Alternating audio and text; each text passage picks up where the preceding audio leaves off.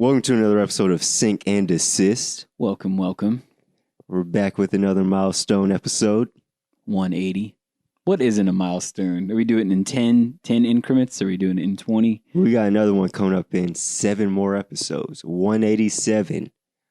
Why is that a landmark? Because it's 187. And we're going to review the famous Samuel L. Jackson movie called 187. Never seen it, Rob. You haven't? No, I have not, actually. I've seen a lot of Samuel L. Jackson movies, although the guy's in like almost every movie. But, you know, that's a lot of movies to see. Every movie. You can tell we grew up very different. 187 is the police code for murder.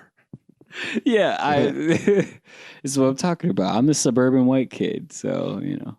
Yeah, a suburban white kid that apparently keeps the block hot. Oh, yes. Okay, so for some clarification here, anytime I hear some sort of phrase or cliche that sounds like some kind of city talk, I guess, me and my suburban white ass doesn't know what it means, so I text you to figure out what it means. I did that with Up and Stuck. Yeah. And I did that with Keeping It Hot on the Block. And so I didn't know what she meant. I figured out what she meant, too. This was my coworker. And she literally said that out of nowhere. But it was because my keys were jingling, right? I keep my keys on my pants, my belt loop, right? And she kept looking over me. She's like, I keep thinking that you're Rodney, like my boss, because he keeps his keys there. There's only two people in the store that do that, really, and that's me and him. So he's like, I keep thinking Brad is Rodney over there. And so she's kind of looking at me like, you know, judging with that judgy look, right? So now I know it's like I'm bringing unnecessary attention to myself. Yeah. I told you it could be one of two things. And it was the former. So it wasn't the latter, like me being hot, right? Nah. All right. Nah, I know exactly what she's talking about. Whenever you hear those keys, no matter what job it is, whenever you hear those keys, and like at Old Navy, we could tell which manager was coming because of the rate of the jingle of the keys. Like we know that. I'm not going to say her name, but like, well, Courtney, her keys, she walks hella fast, so her keys like, shh. And someone else, I forget. It's that consistent, like, shh. Uh-huh. Yeah. Like, you can tell who it is. And like me, I used to have my keys out too. It was kind of... But I would also like hold my keys. Like, I was the only manager that would hold my keys while I'm walking. So they don't know that I'm coming, so I can bust them out. Be like, so all right, I can catch y'all not working. Hey, y'all, yeah. Hey, get back to work. I see y'all playing on your phones. Yeah. Shit like that. Yeah, but how have you been this week, Pallone? It's been good. It's been busy as hell. And I don't think it compares to how busy your week has been, which I will ask you. I promise you, I will ask you. I'll hold you to it. Right. And not at the last 5 minutes of the episode either. But yeah, it's been pretty productive. Getting back into like writing some music now that my record's done. So my creative ass, I'm going to say that a lot, my ass. And you know, I'm back in the writing music again. So it's like work is never done. But yeah, between that and just working, not for very much longer. I'll be working for myself very soon. But yeah. How's your week been? It's been A-okay? Here, there, everywhere. And allergies though have been hitting people pretty hard. Yep. For those of you that can't tell, my voice sounds a little deeper, I'm sure. I've told you, like, I've just been burned out. And I've said on the podcast I've been burned out, but caught up to me. Yeah. So yeah, I've been trying to get past this whole congestion thing. But by the time you're hearing this, I will like be getting back in town. So I'm going to Arizona for Father's Day weekend. AZ. For family, wedding in the family where there's a new marriage. So yeah, I haven't been out of town. The last time I've been on a plane was when my grandfather passed away in 2012. And yeah, so almost 10 years since I've been on an airplane. And it's my first time traveling since COVID. So this is gonna be interesting. But like here in Atlanta, it's like you see like on everywhere Georgia followers or whatever that GA followers on Instagram and Twitter. Like you see like every once in a while they'll post a picture of like how busy the airport is. And I'm about to be in the middle of all of that. So I'm not looking forward to that. But yeah, like just a whole lot of like grinding it out before actually leaving. Yeah. Yeah. Like even right now, recording this a little early. Right. Well, do you have to be vaccinated to get on a plane? No. Or does it depend on the flight? Or because I don't know. I thought I heard that you had to, or maybe that never completely like. No, passed. I think like some airlines have maybe thought about it, or like I know that like that's been like a conversation. Like it's only a matter of time before they start, showing your papers. Yeah, but no one's wearing a mask here anymore. Yeah, like I'm like one of the few people that still wears a mask. Like when this whole thing's over, I do not mind like still wearing a mask, but being here in Atlanta, that's just not going to be a thing. Yeah, like maybe in certain places like the Masquerade, you'll have to wear a mask, but everywhere else, like I don't even know if I said this, but when I went to the movies, the sign on the doors said face mask recommended, suggested, like right. You don't even have to wear a face mask. Encouraged but not enforced. Yeah. But that's like almost everywhere now. I feel like, and there may be a few select places that are still like, nah, please do. Yeah. But even like my whole area, like where I work and then the surrounding businesses, like no one's where employees aren't and customers aren't. So no one really seems to, I guess, care anymore. But I feel like it's still like attached to my body sometimes. I still have them in my car and I'll be like, oh shit, I forgot my, and I'm like, oh wait, here's one here. It's still in the car under the seat or something. I just feel like naked without it. It's like after 15 months of this, it's like, I don't know. I mean, I've let it slide a few times though, because like I legitimately forgot one. It's like no one else is wearing it, so it's like okay, I'll just run in real quick. But like, who's really gonna stop you? Like, especially here. No one in Georgia, cares. they don't care. No one cares. They never cared in the first place, really, at all. Yeah.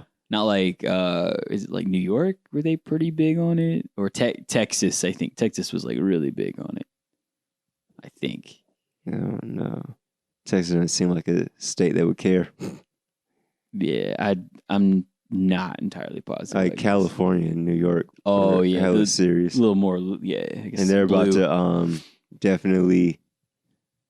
You mean like don't care? Like Texas, yeah, I don't see Texas caring, but like New York and California, they were hella strict, and they're about to. I think now. I think like right now everything's like back to full capacity. Yeah. I think June 16th was their like date or whatever. Yeah. For everything to open back up, but either June or July. But yeah. Yeah. I don't know if I'm being real too, and I don't even. I mean, because of like the history of this, you and your bro Phil like are the ones that So really. he's not your bro? Well, he was your friend first, and then I met him through you. But guest on the podcast, like the two of y'all, like definitely like opened my eyes to a whole other perspective on, like I had my reservations about the vaccine without that, and then that's just like a whole other added thing. Is like a big reason y'all don't too is because like the racist like history of, well, I mean our country obviously, but just the medical industry, which I was somewhat aware of, you know, as far as like the neglect of like Black women as far as treatments go, or like childbirth, or any, you know, in the communities, you know, just basically ignored, or, you know, problems just kind of brushed off, I guess, when they go in. And there are people that die. You know, maybe their insurance wasn't good, or, you know, they just don't have a lot of money. So, yeah. Yeah. Yeah. It's tough. So like that's a whole other like reason, like layer to like being like vaccine skepticism. Not that necessarily you're, I guess, like anti-vax or anything like that, but just this specific thing is like especially a little shady too. Yeah, and it's like I talked a little bit about it on This Is Nonsense, but there's just been so much toxic, like people just attacking anyone that doesn't get it. Like they don't even want to hear why you don't want to get it, and to say everyone else is an idiot, and we don't believe in science because we are choosing not to get the vaccine. Like I'm not anti-vaccine. Like I'm happy. Like I have friends and family that are excited that they have it. They feel safe and they feel a lot better about it. They can sleep better at night because they know that I did what I felt was right to not contract or transmit this virus. But for me, someone that does believe in science, but I also know history. I like I told you before we started recording, like in college and even in high school, whenever there's a free exam, a free essay, and it's a free topic, you can write about whatever you want. I'm educating myself and whoever reads this essay.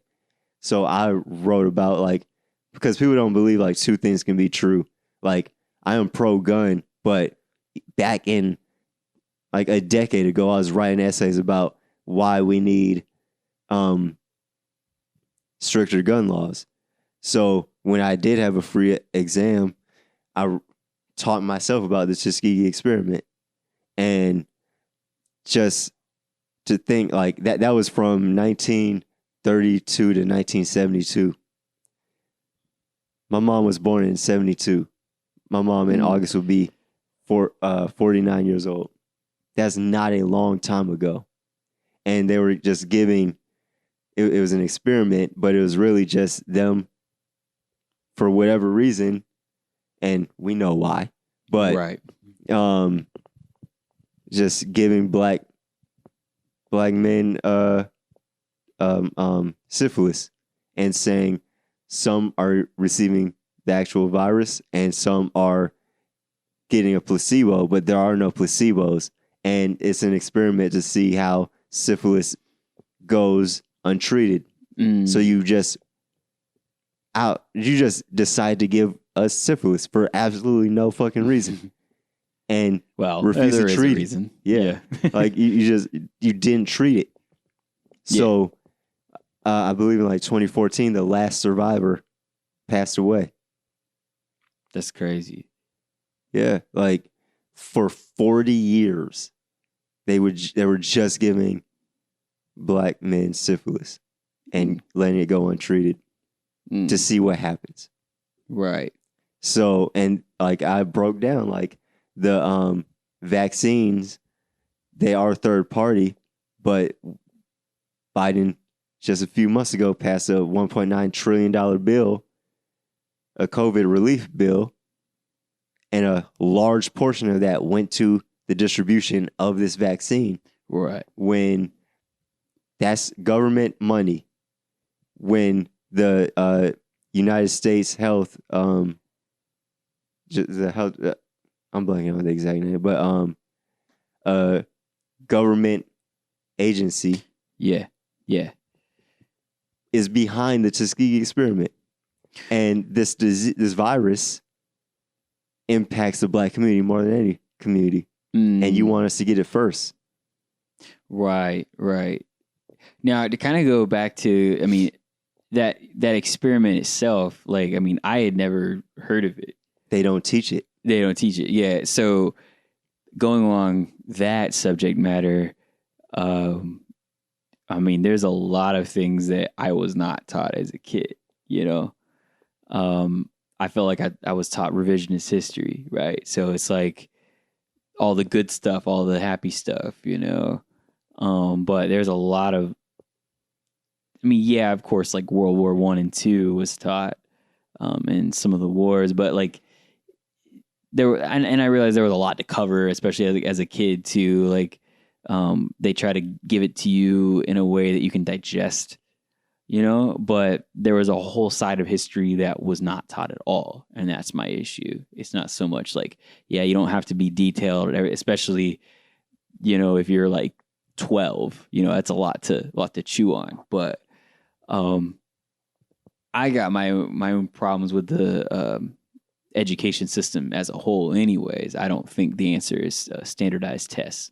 More and more standardized. It's like, why is it at the end of the year when you get these tests too, it's like never even what you learned in that year.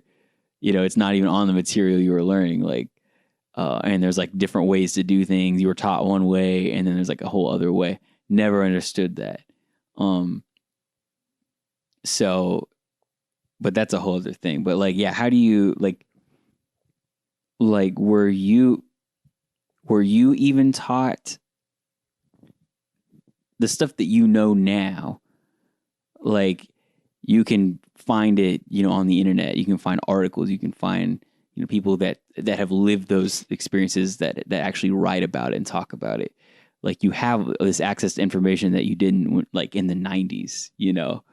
So, like, how does it feel to, like, get access to that information now and looking back and you're like, holy shit, like, I was kind of like swindled out of like a whole section of history, you know? It must be like a weird, surreal, not in a good way kind of thing, you know? Yeah. That's how I feel, at least.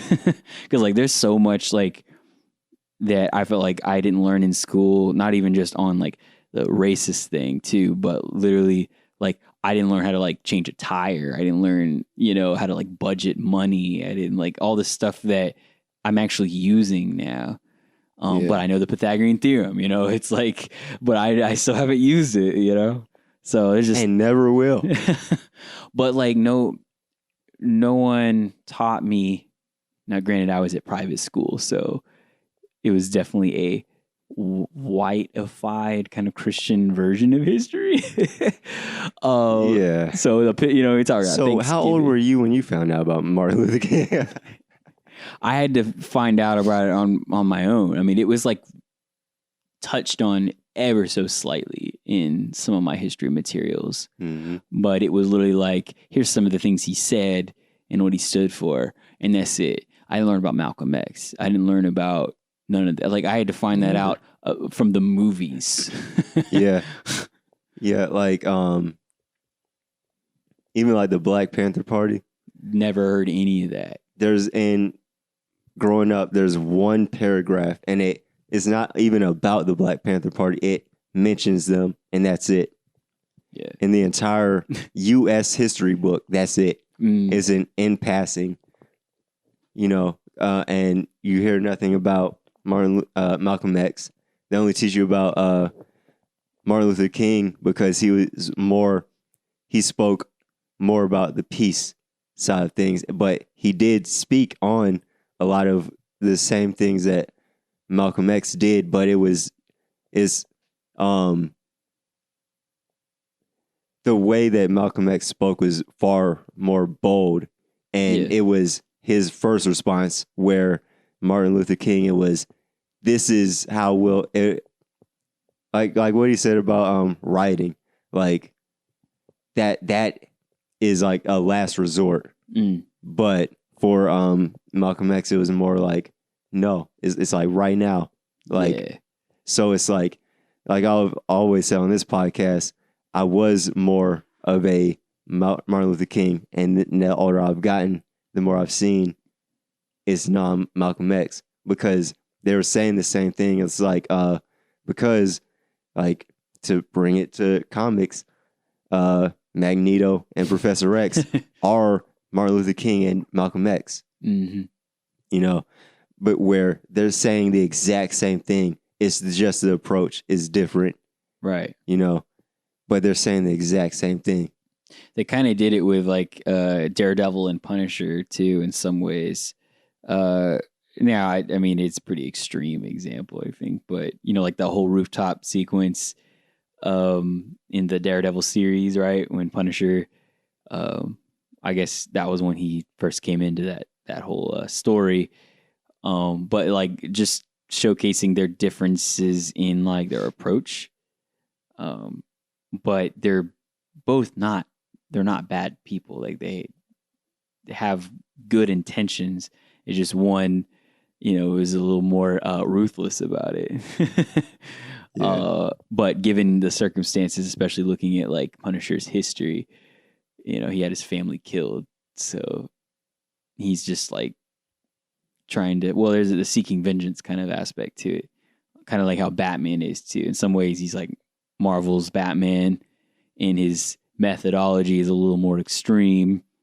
But I guess anti-hero, I guess what it would be called. But I don't know. It's just the older you get, the more you see that like those methods, like they're not that crazy. You know, you kind of maybe the like Superman is kind of like what we wish like our country or our heroes would be, you know, but Batman is a little more kind of like how it really is in some ways. Batman's a fucking Republican. If Batman were real, Batman were real, we would not fuck with Batman. Batman comes from wealth, and he goes to the impoverished neighborhoods to patrol. Like Batman is a cop. Like where he doesn't patrol in the neighborhoods that he lives in. Like if you break down Batman for real, you would not fuck with Batman. like legitimately. And like Bruce Wayne owns orphanages, tax write-off. Yeah, it's all the philanthropy work that he does. It's all tax write-offs. Yes, but he's checking all the boxes of like those rich corporate guys that try to kind of appear to be concerned with the world, but really is more concerned with their own affairs and making money and everything like that. Not that I think that Batman, you know, at least fictionally, that Batman. I love Batman. He's my favorite superhero, but of course. But I do agree with you there. I think that he might be kind of viewed more as the enemy, actually. And there's the one comic where it's like the Joker, and that was you that got me into that one too. The Joker and Batman, it kind of flips, where it's like, actually, the Joker's not the bad guy in this story, and Batman's the bad guy. Yeah. Like Batman's made out to be crazy. They're like, oh no, this guy needs to be in the asylum, not Joker, because he needs to be stopped. Yeah. So he's a menace. I say all the time, Batman's a fucking menace, and he must be stopped. Well, they're stopping him from fucking now. Not my Batman. That's a whole thing now, right? They cut was it the sex scene? I guess they're cutting that scene from the Harley Quinn. An adult cartoon. Yeah, because they can't sell toys. You ain't got no balls, bro. Because they can't sell toys, you're not gonna sell the Batman going down on Catwoman toy, and kids shouldn't be watching it anyways. Yeah, and in the Batman Harley Quinn animated movie, Harley Quinn raped the fuck out of Nightwing. But that's okay, I guess. Is that okay? They didn't cut that. They didn't. No. Like it is one. It just so happens to be one of my favorite animated movies. I still need to see But it. when I watched it, I was like, "Yo, this is." Like when that scene was over, like, did she just? Yeah. It's like let me take. I'm a grown man watching this. I'm like, did she just? Let me take a second to process what I just saw there. Yeah, and like even like because that's years old, but like even then, people were like, "Yo, Harley Quinn just raped Nightwing."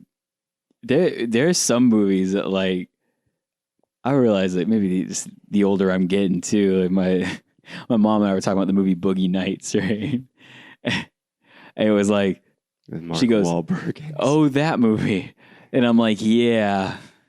I was like, even I was like looking. I was like, "Oh my god, this is almost pornographic at times." Yeah. Oh, so I'm like, if I want to watch that, I want to watch that. You know, some movies I'm like, it's just too much. But whereas like 10 years ago, it would have been like, yeah, sex scenes, man, let's go.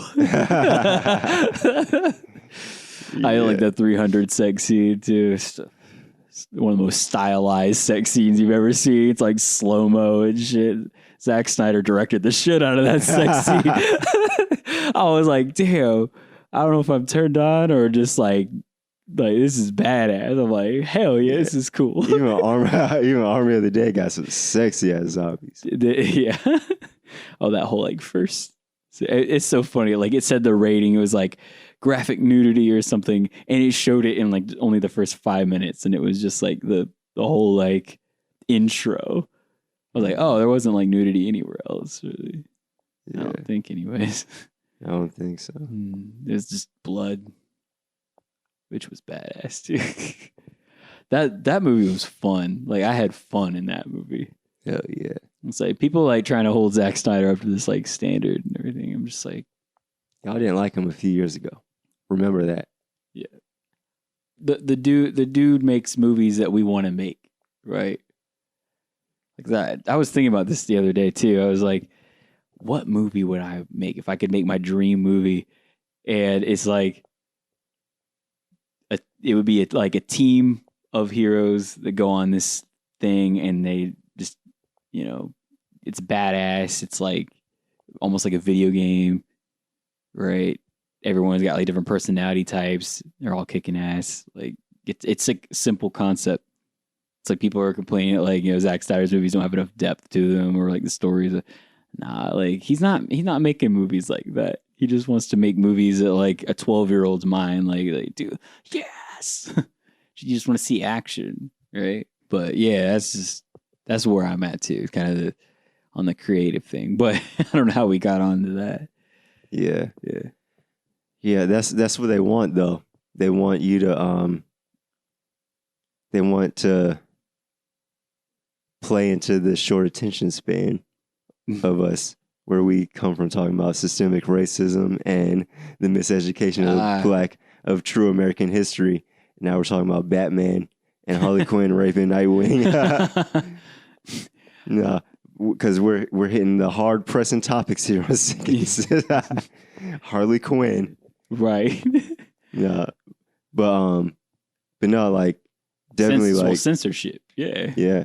But look at the video that we just finished. Maybe hopefully it's out. But like even some of those shots, you can't tell me like. It sounds cocky as hell, but like, and I even tweeted, then I was like, let me say this as a draft. but I was like, I got a few of those. Yeah. Like you can't tell me my cinematography doesn't look like Zack Snyder shot it. Like look at that video and tell me there aren't like Army of the Dead shots in there before I saw Army of the Dead. Because like we have the same like visual ideas. Well, there's a show that I'm hella into right now called Succession. And there's shots in that series that I'm like, you could direct this like no problem. I mean, most of it takes place in like an office building. It's kind of set up like The Office, like the show The Office, but it's like a more like a dramedy, I guess. Like some of it's really funny, but a lot of So it's The like, Office. so, but a lot of it, but it's like a really intense like HBO series. So it's like brutal as far as like it's like all out war. It's like corporate battles and family drama and like You're just watching a documentary about someone's real life. it's categorized as a satire, so it's like actually sort of based on like, the actual definition of satire, well, but not like how we see satire. yeah, What you're saying sounds hella bleak. yeah, it's like the political Fox News like corporate families and like what they're talking about behind the scenes. So it's like hella messy, hella brutal, people fucking over each other even though they're related to each other. Like it's Know that one. yeah, like it's because money's more important than anything. It's like I don't even think they know what this company does. They're so rich that they don't even know what their own company does, bro. It's like cognitive dissonance times 10, right? They're out there just like not even realizing they're steamrolling over so many people. Like, yeah, you gotta watch it. Like it's great. But I say all that. And that also kind of goes along the lines of what you're saying too about like when we talk about like censorship. I mean, about only seeing like the glitz and the glamour. Like this series is like definitely it's showing without the glitz and the glamour, like behind the camera, right? So this is really what goes on in corporate America, right? It's like even if it conflicts with their own values, they're gonna say it on the air or say it out to the world. They manipulate the press to say what they want it to say. So yeah, that's kind of going back to like the history. Like I've been like hella resentful about the education system because I feel like I wasn't informed on really what the world is like, only what we wished it would be like. Yeah, because like they only teach us what they want us to know, and they hide away what they don't want you to know. Like they can tell one story, and there's a side of it that is shady on their part. Mm-hmm. They're only going to tell you about the part that went in their favor. Yeah. In a positive light, not, we had to, rape and pillage and take their land, and we had to go to their land and take them from their family, their civilization, because we had our own civilization, and we had to take them because they're the resources. The Pilgrims are the actual aliens because they went to our land, and what do we have that other planets don't have? This land is your land. The resource. This land is mine. Humans are the resource, and so they come to our land and take us to do their work and build their civilization. So the Pilgrims are fucking aliens. And it was like slavery. Make our vision come to life. Here, we'll make you do it. Yeah, that's crazy. That's crazy. But you'll never hear about that in school because critical race theory is being banned in all Florida. Of these southern states, all of these red states, to be specific, because can't have you speaking about the truth. Can't have you, because like critical race theory, banning critical race theory, which is, they say it as if it's this doctrine, as if it's some belief. It's just telling it how it is, and it's speaking about oppression. Is so banning the teaching of oppression of people's history that were oppressed is a form of oppression in and of itself, and you're banning that from schools, and like they're going as far as saying like, well, we're not going to teach anything that makes anyone feel like guilty or like feel like I don't know, like they're just Well, I guess it doesn't have to be, it's like they're saying it as if like your white teacher is teaching the white children and the few black kids in the class, like, so they're mad at you because your ancestors stole their ancestors. Like, that's not how it's being taught. It's just teach history. Yeah, just tell the truth. Like, right. Yes, America's history is very dark and is very is burned over far more people than it's helped. Like, I think they're way more than it's helped. Right.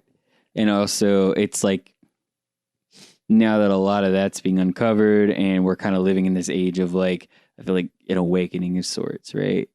I know like people like to throw around that term woke, but it's not so much that. It's like just the truth is being exposed and revealed, and people are like not trusting the media or the education system as much as they used to. Like people are, I mean, I would hope that people are becoming more critical thinkers. I don't know about this upcoming generation as much, but at least our age group, I'm seeing a lot of people like really like think for themselves, and they take the information that, you know, they don't just take the information that's been handed to them from like one point of view, you know, it's like they're experiencing it or they're listening and trying to understand through the eyes of someone else, you know, and that's like getting involved more with people of, you know, different races or different points of view or different, you know, just experiences, I guess. And they can come to their own conclusion, you know, from all of that, rather than, well, I grew up hearing this, because like that's being disproven all the time for me. It's like I may have thought one way, you know, growing up, and it's like, no, all right, just gotta readjust, like, because I'm hearing you, I'm hearing, especially like since joining the workforce is like the best thing that's ever happened to me in some ways. It's some of the worst stuff. Culture shock. Yeah. Like being around people that live in the city or live in poverty, you know, that were, especially, you know, I was doing, you know, the crew work, construction work basically. And it was like, I got to hear all kinds of points of view. I guess my opinions on things have just changed in the last like 20 years, especially. So I'm always learning, relearning, unlearning, all of that, you know? Because you have to self-educate. Like, yeah, no one can like learn for me. You know what I'm saying? Like people could be saying something and I'm not hearing them, you know? Yeah. I have to be ready, open, and willing. Yeah, because like even like Black Wall Street, like, I'd always heard about Black Wall Street, but I didn't know like it was like a real thing. Like, because The Game has always been one of my favorite rappers for like almost 20 years, but he's always been my favorite rapper, and I follow him like hella closely. And like even in his old mixtapes, he had his label called Black Wall Street. I thought it was a play on Wall Street, but little did I know, Black Wall Street was a real thing, a real place in Tulsa, Oklahoma. And, you know, 100 years ago, it was bombed, and it was like, you know, hundreds of black men, women, and children were massacred, and over a span of 2 days, all out of racism. And that's not being told until recently. Like, it's not just like we've not heard that. You've never heard that in school, especially like when we were in school. Like that's not in the school books at all, nowhere. And it's not even like I never even like I watched like the History Channel growing up because I like to self-educate. Like I had to teach myself about the Black Panthers. Like I had to teach myself about all of this stuff. Like I taught myself about the Tuskegee experiment. Like you don't know what you don't know. And if they don't teach you that, then you don't know that that's not a real, that's a real thing that actually happened. And it's not until like stuff like the Watchmen series or Lovecraft Country that it's about the Tulsa massacre. Right. Like the Watchmen is heavily based off of the Tulsa massacre, and it was around that time, like in the past like 1.5 to 2 years, that I've been learning about Black Wall Street because I never knew to actually know about it. You know, so now I'm self-educating, you know, and that's what everyone has to do. A lot of people believe you get to an age where you're too old to like learn something new, like teach an old dog new tricks, right? I don't think that's true at all. Seeing the example that my grandfather set before he passed, like he was always constantly learning. Like, he was always open. He was always talking with people and just letting them speak their truth, you know? And it's just crazy. Even, you know, in his 70s, just seeing him speak to people like that, you know, just like he wouldn't even say a whole lot. So it's not even necessarily him speaking to them, like literally. It's just, he was always like ready and willing to like let somebody speak because he knew somehow intuitively that that's what they needed. You know, it's just a listening ear. So it's crazy. Yeah. And that spoke volumes. That spoke more than any words that he could say in response to what they said. But he just knew how to bless somebody, you know? So that just kind of reminded me of that too. It's like, you know, about the constantly learning, a lot of it comes from just being open, you know? Yeah. Yeah. Dope. So, something's going on out there. I heard somebody drag racing outside, and then you heard someone drag racing? Yeah, you heard that? It was like revving up. No, you didn't sure hear did that? not. It was like it was loud. No, but yeah, you definitely gotta self-educate, and yeah, like sometimes people have to speak, but most of the time people just need to feel heard. You know, so yeah, it's always good to have someone to be able to speak to and be heard. Like y'all listening to this podcast, we're just throwing our thoughts out there into the ether, and y'all are receiving it, and some receiving it positively, and some not so much. But yeah, I think we touched on quite a bit. Everything from Harley Quinn raping Nightwing and Batman trying to get some, to censorship in America, to Black Wall Street and education of American history. Everything in between, which is a pretty wide range there. No clue I'm going to name this episode. Harley Quinn. It's our girl. But you didn't have to do what you did to Nightwing, but we still love you. And it's still one of my favorite animated movies, but you're a wild girl.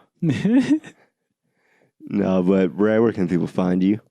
You can find me on Instagram at Brad Pallone and Twitter at Brad_Pallone. You can also find my photography business at Ghost Proof Photography on all social media platforms. And also find my music at Battle of Heart and Mind on all streaming platforms. You Rob. And on Friday, you can catch Hollywood. Shameless plug, yes. Yeah. But you can find me at RobertDXN on Twitter, Instagram, and YouTube, robertdxn.com. Do subscribe to my YouTube channel because that's where the video podcast of This Is Nonsense will be. And This Is Nonsense releases every Thursday. But please subscribe to that pod. Thank you all for the continued support. It's been actually performing. Thank you. Hell yeah. But yeah. Shout out your boy, because Friday's my birthday too. Shout out. But I need some water. But yeah, it's my birthday. But you know what? For my birthday, I want you to listen to This Is Nonsense, and I want you to listen to Hollywood. I want you to stream. I want you to get those Battle of Heart and Mind streams up. Stream it all weekend. Oh, also you can find Sync and Desist on TikTok as well, at Sync and Desist, and also I'm on TikTok as well. Brad Pallone. I forgot to plug that. So We're all on TikTok. we are all on TikTok. So also follow us there. I'm new to it. It's an experiment. Definitely. What are they doing to us? Corrupting us. I don't care about these 19-year-olds that don't believe the Holocaust never happened. But please check us out. Yeah. And yeah, you can find Sync And Desist wherever you find podcasts. Please rate, review, subscribe, and share. We release new episodes every Tuesday, and we will catch you next week. Later.